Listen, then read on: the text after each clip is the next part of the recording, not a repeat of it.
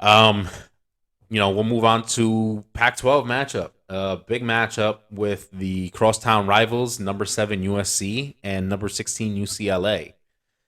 This was a big game. Anytime you have these type of rivalries, it's always something to see. Even Right. more so when both teams are good. Both of these teams been good all year. Pac-12 in general, those top few teams been just back and forth battling it out. Right. But yeah, USC is able to come out with the win here, 48-45. If you anybody watched the game, they would have heard Joe Clack calling it. He kind of said this feels like one of those games where if you punt, you lose. I mean, they combined went almost to 100 points. Yeah, So that's crazy. I believe the over under was somewhere in the 70s, and they blew past that. And yeah, they were both offenses were rolling. Look, Dorian Thompson Robinson just really showed out, even with injuring his hand. Really, just gave it all he had, making plays with his feet. Was able to Yeah. throw the ball still, even though it wasn't as consistent after that injury. But Right. yeah, just really gutting it out there. Caleb Williams, I think he had guys, like a did probably the best game of his season with this yeah, game with this yeah, rivalry. really spectacular performance by him.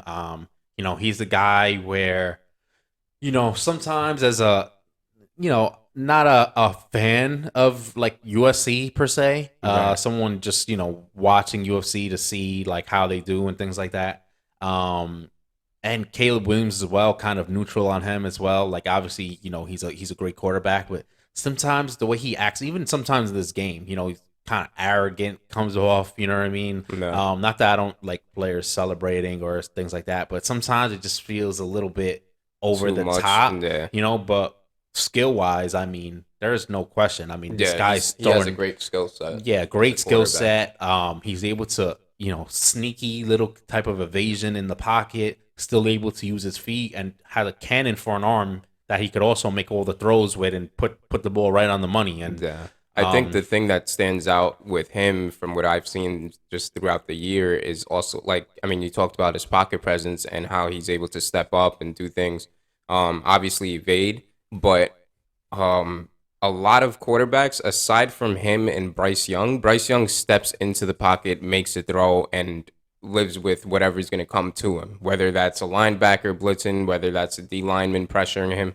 And you see a lot of that with Caleb Williams, and I think that's really the upside of it because we've seen a lot of quarterbacks where they're not comfortable in the pocket. They like to get outside the pocket, especially in college football where the game is so much more fast paced. So I mean, it was again, it was a great game for him, a great game for USC and for Lincoln Riley. Obviously, we spoke about this like earlier on the year. We were like, yeah, it would be great to see this kind of matchup, and I think it lived up to everything that everybody's expected. So right, for sure.